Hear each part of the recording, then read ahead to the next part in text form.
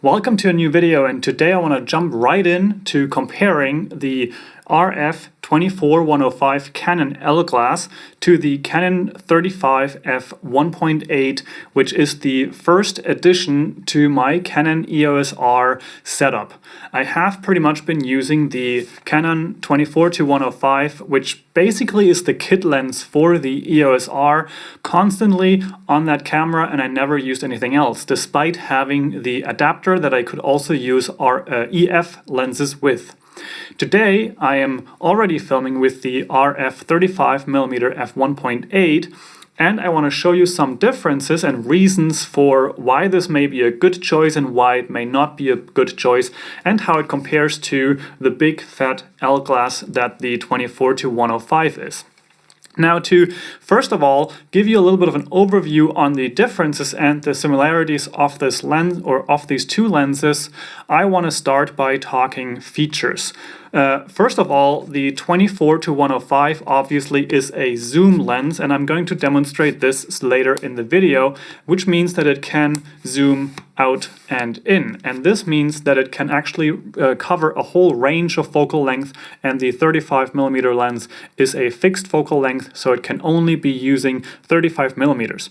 However, that comes with its own strength, and such it has. The 24-105 is a lens that is called 24-105 f4.0 LIS USM, and the letters after it mean the L is basically the pro line of glass. It always has this nice red ring around at the top, and it is weather sealed. It also, I think, comes with more support from Canon because it is considered a pro gear.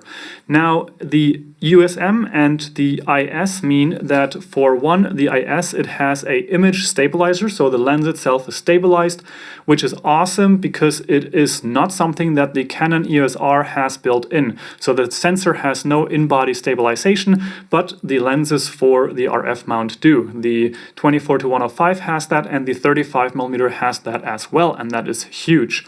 Now we come to the autofocus, which is a USM, which is a ultrasonic autofocus built into the 24-105, but a STM motor in the 35mm lens. And that is one of the big differences that I'm going to tackle in this video, and I'm going to show you a difference, especially in terms of focusing speed, as well as focusing sound, or how loud the autofocus is on these two lenses compared when you point a microphone straight at it, or when the microphone is sitting on top of the camera. A major difference is also that the 35mm f1.8 has an aperture of 1.8, which lets more light in, and it increases the bokeh effect, so the blurry background and the background separation is nicer than it can be on this one because it is a 4.0. You can zoom in and get a nicer blurry background with that, so if you are doing photography, that might work really well. However, I'm going to also demonstrate that further down in this video, why this may not be practical for video shooting, because you really have to go far away. If you go to an 85mm focal length, you have a really nice blurry background even at a 4.0 aperture. However, you really have to get some separation and distance between yourself and the background, as well as yourself and the camera, because otherwise you're just huge in the frame. And I'm going to show you how that turns out in a moment. And last but not least, the price difference on these two lenses is also something that is pretty significant. Now, this 24-105 is usually the kit lens that the camera comes with. However, you can also choose to just buy the camera and then upgrade later to different types of lenses, or buy different lenses at all. Some people may even choose to buy only the Canon EOS R or the RP and then buy the adapter and use all the glass that they already own, or buy something else with that. I do have the adapter. For me, it was a bundle with the 24-105 as well as the adapter. However, I did do the stupid mistake of, for example, selling my 35mm f1.4 Sigma lens earlier last year, right before I switched back from Sony to Canon. So now I only have these two lenses right here. Another choice that you could make is buy the camera and only buy the RF 35mm, which would probably be the cheapest option of them all, or even the RP, which is a smaller, more lightweight version of the EOS R. The difference in this is that the 24-105 has a selling price on Amazon as of recording this video of 1,130 euros and about $1,220. And I guess you have to add some tax to the dollar price depending on where you're from. The 35mm, on the other hand, is the cheapest RF lens that you can buy at 510 euros in Europe and $470 in the US on Amazon as of recording. So both of these lenses are pretty amazing, and I am really happy to have both of them in my lineup. I do have a wish for the future in terms of what lens I would love to own or what lenses I would love to own, but I'm going to close that video with that information.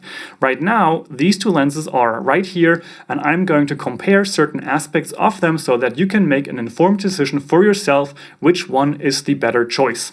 First of all, let's talk about the depth of field of these two lenses, and for that I'm going to switch to the 24-105 to show you the difference in blur between this and the 35-1.8.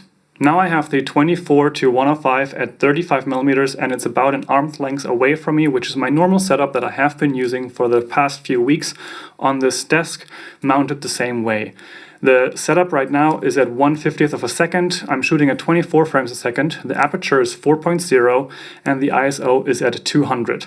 I have the lights in front of me and to the right here. I also have one light behind me here, which is lighting the background, so to say. I am now in this setup. When I'm moving a little back, you can see the separation of me and the background isn't that great. It is a little blurry if you look at the blend there or the picture above me, but it's not really that blurry. So compare that to the next shot. And now you can see the blurry effect of the 1.8 at the 35mm. The distance is exactly the same that I had just now. It is basically at an arm's length on my desk. And you can see behind me the picture and the plant are nicely blurred. Something that I found quite interesting was that the 1.8 is not all that much different to the 4.0 as long as this is the same setup. And of course, if I go closer to the lens, the effect is way extremer, but this is a nice distance for me to do a talking head video. It is a nice distance where the camera feels in reach. I still have my little remote here to use for starting and stopping recording, but it gives me a nice background separation, and I also, and this is a big benefit, can use the light that is more to reduce the amount of light that I need to light the whole scene. Now I have it, like I said, at 1.8. The frame rate is 24 frames a second. It's 1/5 of the second in the shutter speed, and the ISO is at 100. And I only use the two main lights, one light to light the background and no light from above. Now, if I choose to also run the light from above, you can see that the whole scene gets nicely brightly lit, but right now I wanted to choose to just have a little less of that effect. But again, I can also reduce the top light and just fade it out a little bit so that I still have a little bit of a shine on the top here. But now I also want to mention that this lens of course has one downside, which is that it cannot zoom the way that the 24-105 can. The prime lens here is a prime lens, which means that it cannot zoom. To demonstrate this, I just wanted to let you know that now with the 24-105, for example, I can choose the zoom ring and I can go all the way to 25mm. So this is how it looks when I zoom at 24mm, and then I can go back to about 35. This is about the way it looks with the 35, and I'm going to show you that in a second. And then of course it can also go all the way to 105, and then you also get this nice creamy background. However, I would have to move a lot away, and then I also have to probably bring my mic so that you even, like this, it could work, but I'm super far away, about 2 meters to the camera, and I have, like, this is not a way that it makes a lot of fun to work with. However, one additional feature this lens has that the 24-105 does not have, and right now no other RF mount lens has, is that it is a macro lens. What that means is that if I have this little dice here and I want to demonstrate that in front of the camera, I can try to have it focus on this, and you can see it is focusing nicely on this little dice, even though it is super close to the camera. And this is something the 24-105 cannot do. However, you also notice the speed that it takes to go back to fully focused. The speed of this lens is definitely in the aperture and not in the autofocus. Which brings me straight to the comparison of autofocus noise as well as speed of these two lenses. I pretty much already alluded to what I found in my testing. The STM motor of the 35mm f1.8 is way slower than the USM motor of the 24-105. This is pretty much to be expected because the STM of the 35mm, which I'm using right now, is a stepping motor, and the USM is a ultrasonic motor, and that is just how they work. Now, the focusing speed may not really be an issue if you're doing something like I'm doing right now with a talking head. However, as you will see in the demonstration of the autofocus speed and the test, as well as the one that you already saw with the macro demonstration, it is not the fastest, especially in the video mode. With photos, it's a little bit of a different story, but that's not necessarily the main topic here. To mention this, if you are not recording video right now, or if you are actually triggering the autofocus in photo or in video mode and you're actually holding down the focus button, the focus is much quicker and it is responding much faster than it actually is in video autofocus and continuous autofocus mode and eye tracking and those things. The eye tracking for the 24-105 works much quicker and is also more silent. Talking about noise levels, I'm also going to mention that in my different setups I had two different versions. I had one where I had the microphone mounted on top of the camera just like a normal use case, and it is the D3 VMic Pro from Deity that I'm using for this test. Once mounted on top of the camera, and then I had a sort of boom arm setup where the microphone basically was straight away pointing at the lens itself so that we can really hear what's going on inside of that lens. And I basically only used a LUFS -14 standardization with match loudness inside of Premiere Pro, and there are no other effects on that specific channel, so that you can judge yourself what it compares to. The test with the microphone on top of the camera is just the standard setup that it would sound like if you were to use this, for example, in a vlogging setup or just in general with the microphone mounted on the camera, as it is so often. Right now, I am not using the microphone mounted on top of the camera, but instead I have it right here outside of frame, pointed at my chest area, and it is then connected with a long cable to the camera for the effect to being closer to the sound source. I will have longer tests right at the end of the video after I have done my conclusions. So if you want to listen to the lens in different scenarios, you can do that after the video is finished. And there's just going to be 2 to 3 minutes of testing with the information on the screen of what you are currently seeing. But now let's jump into a quick demonstration of the different autofocusing sounds as well as speed demonstrations.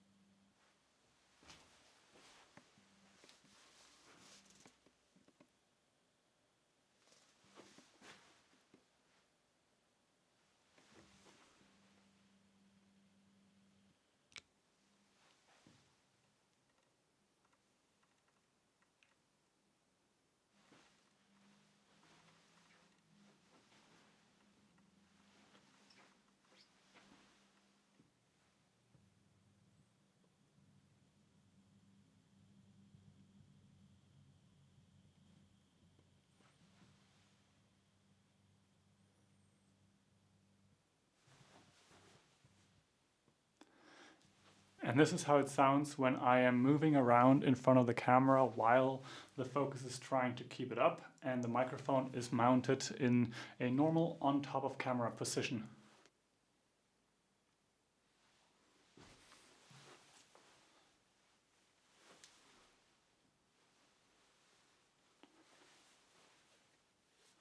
And this is how the 24-105 sounds with me moving in front of the camera back and forth with the microphone mounted on top of the camera. Pretty normal use case. Now that you've heard the differences in sound, you can judge for yourself which one you like better, if it is annoying, if it's a problem or not. Personally, in my testing, I would say both of them are pretty much fine. The STM obviously is a little louder than the USM motor of the 24-105. However, I don't necessarily mind for my studio setup. As I've mentioned, the microphones are far enough from the camera. And if you're using the camera with a top-mounted microphone, somewhere outside, usually you will have enough ambient noise that will probably be louder than the microphone itself anyways.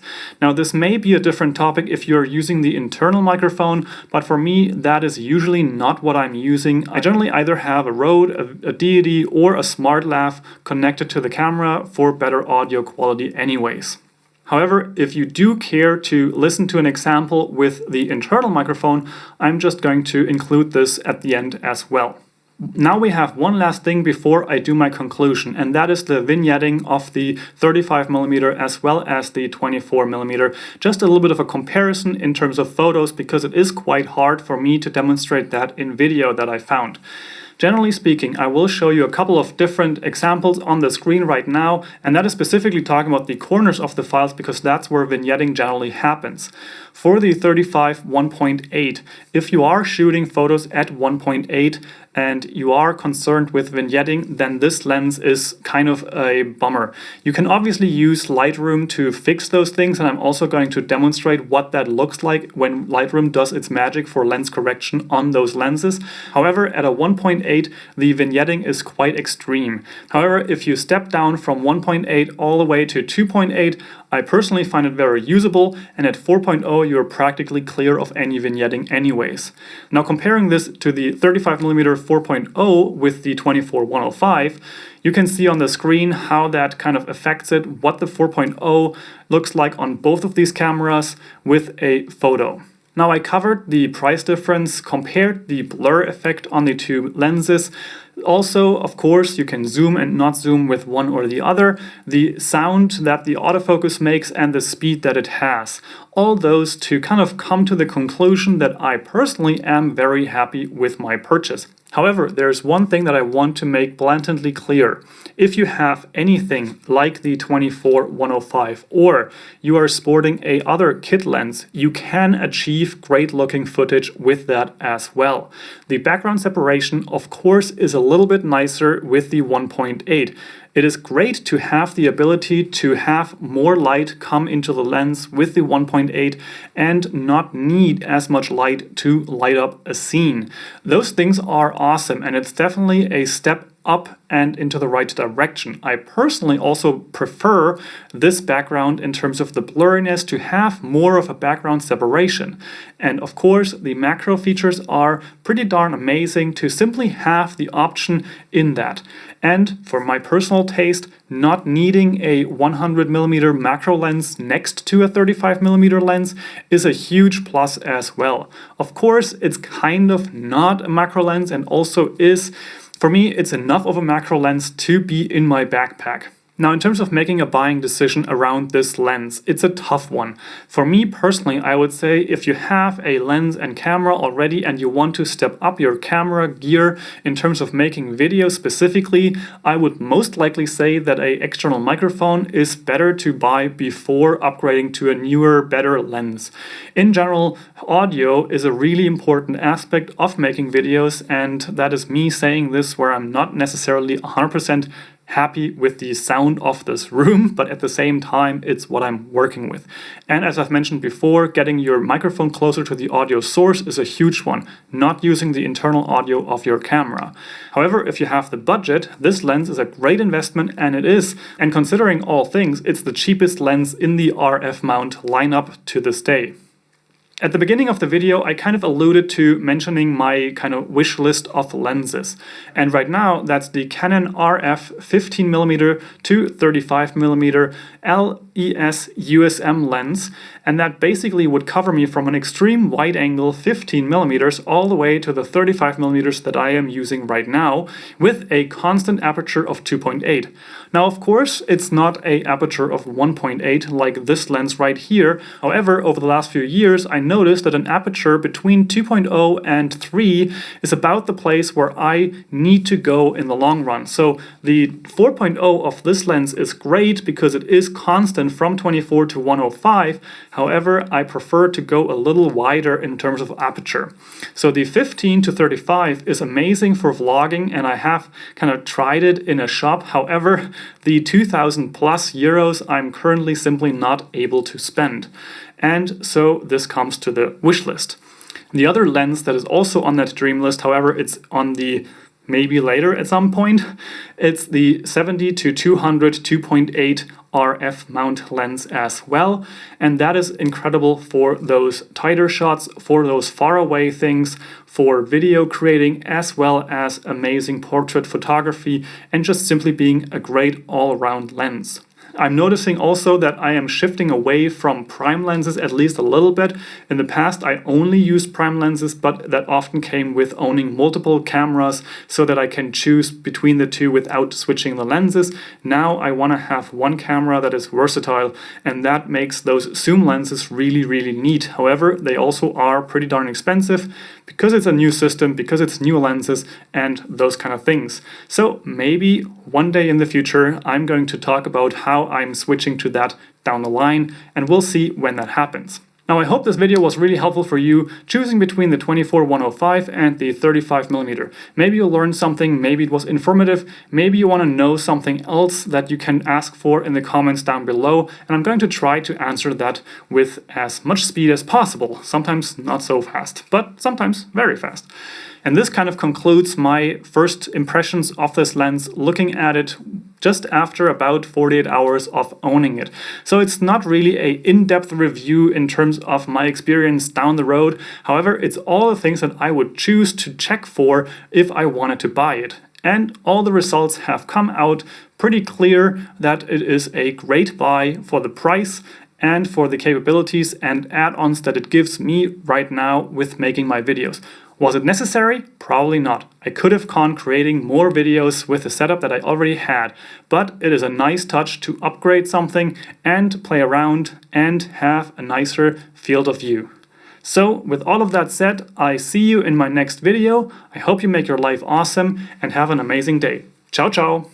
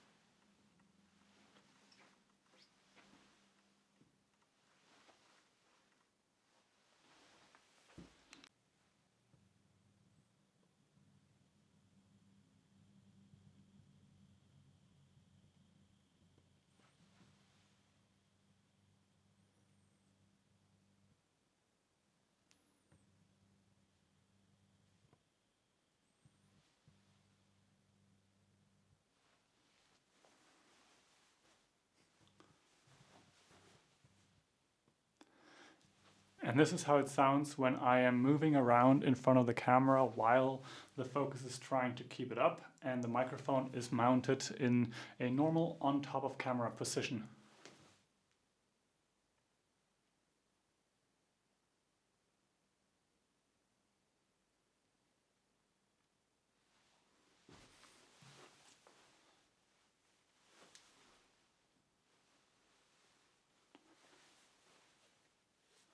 And this is how the 24-105 sounds with me moving in front of the camera back and forth with the microphone mounted on top of the camera in a pretty normal use case.